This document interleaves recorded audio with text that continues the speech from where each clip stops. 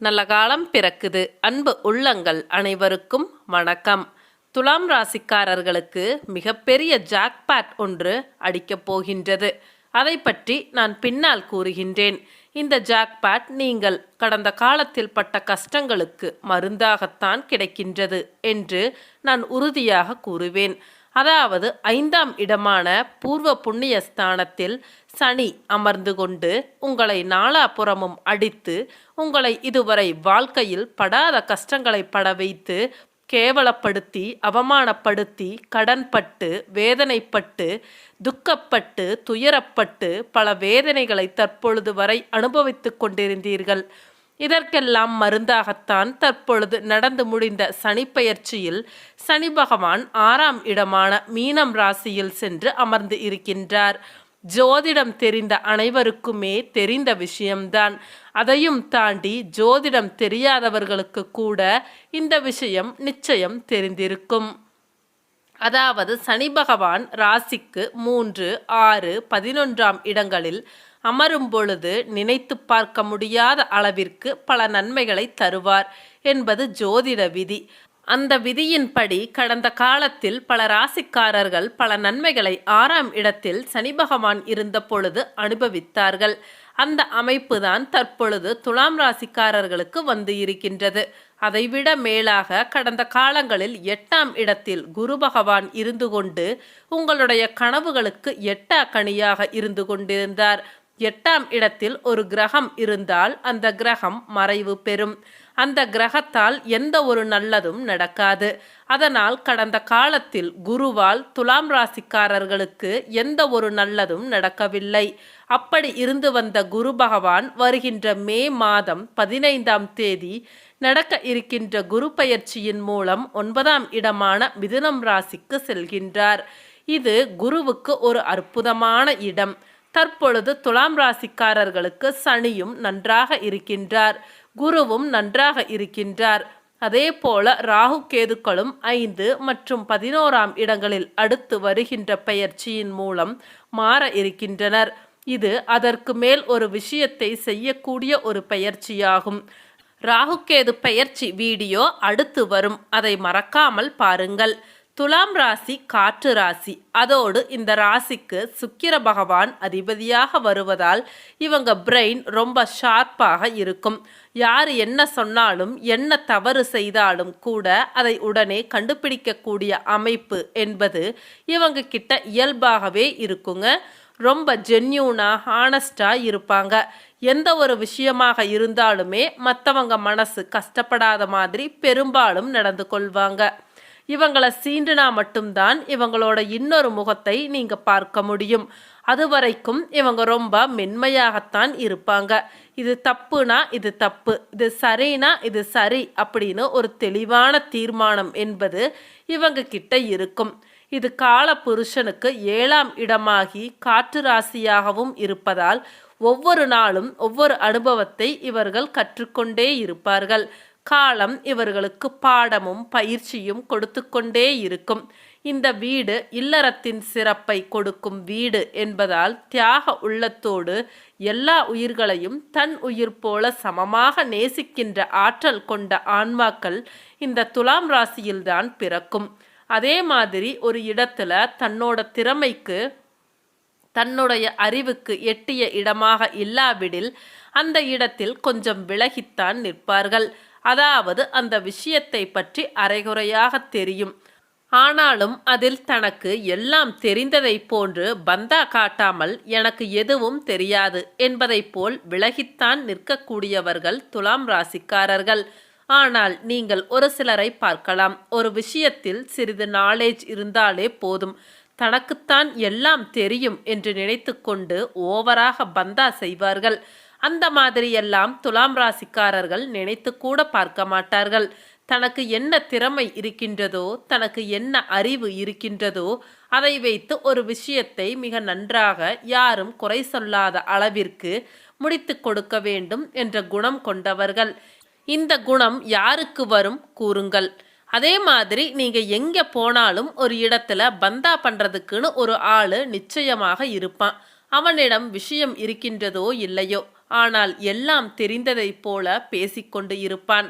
அவர்களை பார்க்கும் பொழுது துலாம் ராசிக்காரர்கள் நினைத்து கொள்வார்கள், டேய் ஒண்ணுமே தெரியாமத்தான் சும்மா அடிச்சு விட்டுட்டு இருக்கியா, உன்னைய நம்பி எத்தனை பேரு நீ சொல்றது சரின்னு கேட்குறாங்க பாரு, அவங்கள என்ன சொல்றதுன்னு தெரியல அப்படின்னு இவங்க மனசுக்குள்ள நினைச்சுக்குவாங்க. நான் ஏற்கனவே சொன்ன மாதிரி இருக்கக்கூடிய 12 ராசிகளில் ஒரு விஷயத்தில் மிக சரியாக நியாயத்தை கூற வேண்டுமா, அது இவர்களால் தான் முடியும். ஏனென்றால் சனி பகவான் உச்சம் ஆகின்ற இந்த துலாம் ராசி நீதி தேவனுக்குரிய ராசியாக பார்க்கப்படுகின்றது. எந்த ஒரு பிரச்சனையாக இருந்தாலும் அதில் யார் மீது தவறு இருக்கின்றது, நீங்கள் இதை செய்தால்தான் இவர் பதிலுக்கு இப்படி செய்திருக்கின்றார், நீங்கள் இனிமேல் இப்படி நடந்து கொள்ளுங்கள், உங்கள் மேல்தான் தவறு இருக்கின்றது, இப்படிப்பட்ட மிக சரியான ஒரு தீர்ப்புகளை வழங்கக்கூடிய நபர்கள்தான் துலாம் ராசிக்காரர்கள். இவர்களுக்கு இதை பற்றிய படிப்பறிவு தேவையே இல்லை. இவர்கள் அனுபவத்தின் மூலமாகவே கடவுள் இந்த அறிவை கொடுப்பார். அதே போலத்தான் ஒருவரை ஒரு முறை பார்த்தாலே போதும், அவர் எப்படிப்பட்ட குணம் கொண்டவர், அவர் கோபக்காரரா நல்லவரா கெட்டவரா என்று பார்த்த மாத்திரத்திலேயே கூறும் திறமை பெற்றவர்கள். அதனால் நிறைய பேர்களிடம் முன்கூட்டியே முன்னெச்சரிக்கையாக இருந்து கொள்வார்கள். இவர் பார்வையில் மற்றவர்கள் கெட்டவர் என்று தெரிந்தால் அவர்களிடம் கொஞ்சம் விலகியே இருப்பார்கள். இவர்கள் பார்வையில் யதார்த்தமானவர்களாக யார் இருக்கின்றார்களோ அவர்களிடமே மிகவும் நெருக்கமாக பழகும் தன்மை கொண்டவர்கள். மனதில் வஞ்சகம் சூதுவாது கொண்டவர்களை மிக எளிதாக கண்டுபிடித்து விடுவார்கள். அப்படிப்பட்டவர்களிடம் நட்பு வைத்து கொள்ளவே மாட்டார்கள். இவர்கள் தனி மனிதனாக உலா வரும் பொழுது இவர்கள் பொறுப்பு வாய்ந்தவர்களாகவும் திருமணத்திற்கு பிறகு சுறுசுறுப்பு வாய்ந்தவர்களாகவும் தன் கடமையில் தளராத பெருமையோடு விளங்குகின்ற பாக்கியம் இவர்களுக்கு கிடைக்கும். இந்த வீடு சரராசி என்பதால் இறந்த காலத்தை நிகழ்காலத்தில் ஒப்பிடும் திறமை இவர்களுக்கு உண்டு. அதே மாதிரி ஆராய்ச்சி மனப்பான்மை இருக்கும். அது காற்று ராசிகளுக்குரிய ஒரு திறமை. எந்த ஒரு விஷயத்தை எடுத்தாலும் அதில் ஆராய்ச்சி மனப்பான்மை இவர்களுக்கு இருந்து கொண்டே இருக்கும். எந்த ஒரு விஷயத்தையும் எடுத்தோம் கவிழ்த்தோம் என்று இறங்கவும் மாட்டார்கள், செய்யவும் மாட்டார்கள். ஒரு விஷயத்தை எடுத்துக்கொண்டு அதை பல கோணங்களில் ஆராய்ச்சி செய்வார்கள். அப்படி ஆராய்ச்சி செய்து இவர்கள் மன ரீதியாக இந்த விஷயம் இப்படித்தான் என்று அறிந்த பிறகு இந்த விஷயத்தை மற்றவர்களுக்கு கூறுவார்கள். நம்முடைய துலாம் ராசிக்காரர்கள் ஒரு சிபிஐ போன்று திறமை உடையவர்கள். ஒரு தவறு நடக்கின்றது என்றால் அது எதனால் நடக்கின்றது, அந்த தவறை உடன் இருப்பவர்கள் யார் செய்திருப்பார்கள் என்று ஈஸியாக கண்டுபிடித்து விடுவார்கள். அதே போல கணவன் மனைவி உறவிலும் கூட வாழ்க்கை துணை எந்த ஒரு தவறு செய்தாலும் ஈஸியாக கண்டுபிடித்து விடுவார்கள். அதனால் வாழ்க்கை துணை எந்த ஒரு தவறும் செய்வதற்கும் இவர்களிடம் நிச்சயமாக யோசிப்பார்கள். அதே மாதிரித்தான் ஒரு விஷயம் மற்றவங்களுக்கு எளிதாக புரியாமல் இருக்கலாம். அந்த விஷயத்தை இவர்கள் சீக்கிரமாக புரிந்து கொண்டு அவர்களுக்கு எடுத்து சொல்லக்கூடிய அந்த மனப்பக்குவம், அந்த அறிவு என்பது இவர்களிடம் இருக்கும். அதே மாதிரி தாங்க இவங்க உயர்வு தாழ்வு எல்லாம் பார்க்கவே மாட்டாங்க. எல்லாத்தையும் ரொம்ப சமமாகத்தான் பார்ப்பாங்க, எல்லாத்தையும் நேசிப்பாங்க. பட் நீங்க மட்டும் இவங்க கிட்ட சரியா நடந்துக்கணும். இவங்களுக்கு துரோகம் பண்ணவே கூடாது. அப்படியே ஏதாவது இவர்களுக்கு துரோகம் செஞ்சீங்க அப்படின்னா உங்களை விலக்கி வைத்து விடுவார்கள். சுக்கிரனின் ராசி என்பதால் இயல்பாகவே அனைவரின் மேலும் அன்பும் பணிவும் பாசமும் இரக்கமும் காட்டக்கூடியவர்கள். என்ன பண்றது, இப்படிப்பட்ட நல்லவர்களைத்தான் அனைவரும் சோதித்து பார்க்கின்றனர். உங்களுக்கும் ஒரு காலம் வரும், அப்பொழுதுதான் நீங்கள் எவ்வளவு நல்லவர்கள், எந்த அளவிற்கு உயரப் போகின்றீர்கள் என்பதை அனைவரும் பார்க்க போகின்றார்கள். சரிவாங்க, துலாம் ராசிக்கான குரு பெயர்ச்சி பலன்களை பார்க்கலாம். இதுவரை துலாம் ராசிக்கு 8ஆம் வீட்டில் அமர்ந்து பலவிதமான இன்னல்களையும் கொடுத்து கொண்டிருந்த குரு பகவான் தற்பொழுது 9ஆம் இடத்தில் வந்து அமர்கின்றார். இதுவரை உங்களுக்கு இருந்து வந்த தடைகள் அனைத்தும் இனி விலகும். எதிர்த்தவர்களும் அடங்கி போவார்கள். துணிச்சலுடன் முடிவெடுப்பீர்கள். செல்வம் செல்வாக்கு அதிகரிக்கும்.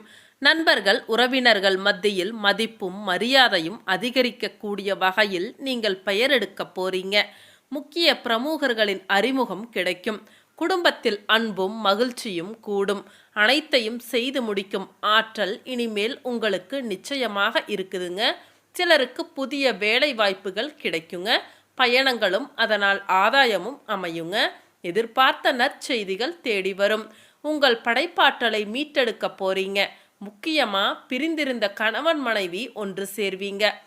குரு பகவான் இருக்கும் இடத்தை காட்டிலும் பார்க்கும் இடத்திற்கு மிகுந்த நற்பலன்களை செய்வார் என்பதால் குருவின் 5ஆம் பார்வை உங்கள் ராசிக்கு கிடைப்பதால் மனதில் இருந்த பயம் நீங்கும். எதையும் சாதிக்கும் துணிச்சல் பிறக்கும். எதிரிகளின் தொல்லைகள் விலகும். பல வகையிலும் பணம் வந்து சேரும். குல தெய்வத்தின் அருள் கிடைக்கும். தந்தை வழியில் பணவரவு உண்டு. தந்தையின் ஆரோக்கியமும் மேம்படும். அடுத்தபடியாக குரு பகவானின் 7ஆம் பார்வை 3ஆம் இடத்தை பார்ப்பதால் காது சம்பந்தமான பிரச்சனைகள் நீங்கும். நகைகள் வாங்கும் யோகம் வாய்க்கும். சகோதரர்களால் நன்மைகள் உண்டாகும். அடுத்து 5ஆம் இடமான பூர்வ புண்ணிய ஸ்தானத்தில் குரு பகவானின் பார்வை படுவதால் பூர்வீக சொத்து பிரச்சனைகள் தீரும். தந்தை வழி உறவினர்கள் உதவுவார்கள். மகன் அல்லது மகளின் கல்வி திருமணம் தொடர்பான முயற்சிகள் சிறப்பாக நடைபெறும். வியாபாரத்தில் இருப்பவர்களுக்கு குரு பகவான் 3ஆம் வீட்டை பார்ப்பதால் வியாபாரத்தில் இருந்து வந்த போராட்ட நிலைமை மாறும். பெரிய முதலீடுகளை போட்டு போட்டியாளர்களை திகைக்கச் செய்வீர்கள். தொல்லை கொடுத்த வேலையாட்கள் மாற்றிவிட்டு அனுபவம் மிகுந்தவர்களை பணியில் அமர்த்துவீர்கள். பழுதாகி இருந்த கடையை அழகாக்குவீர்கள். நவீன வசதிகளை புகுத்தி வாடிக்கையாளர்களை கவருவீர்கள். பழைய சரக்குகள் விற்று தீரும். எலக்ட்ரிக்கல்ஸ், டிராவல்ஸ், கட்டட உதிரி பாகங்களால் ஆதாயம் அடைவீர்கள். கூட்டுத் தொழிலில் பங்குதாரர்களிடம் இருந்து வந்த கருத்து மோதல்கள் நீங்கும். தனியார் அல்லது அரசு நிறுவனங்களில் வேலையில் இருப்பவர்களுக்கு உங்களை குறை சொல்லிக் கொண்டிருந்த உயர் அதிகாரி இனி உங்கள் திறமைக்கு அங்கீகாரம் கொடுப்பார். வெகு நாட்களாக எதிர்பார்த்த பதவி உயர்வு இனி தேடி வரும். சக ஊழியர்கள் உங்களை சண்டைக்காரர்களாக பார்த்தார்களே, இனி சிரித்து பேசுவார்கள். கணினி துறையினர்களுக்கு அயல்நாட்டு வேலை வாய்ப்புகள் தேடி வரும். மொத்தத்தில் இந்த குரு பெயர்ச்சி துலாம் ராசிக்காரர்களுக்கு அனாவசிய செலவுகளை குறைப்பதாகவும் எதிர்பார்ப்புகளில் வெற்றியை தருவதாகவும் அமையும். சரிங்க, மீண்டும் அடுத்த ராகு கேது பெயர்ச்சி வீடியோ பதிவில் சந்திக்கலாம். அனைத்து துலாம் ராசி அன்பு உள்ளங்களுக்கும் நன்றி, வணக்கம்.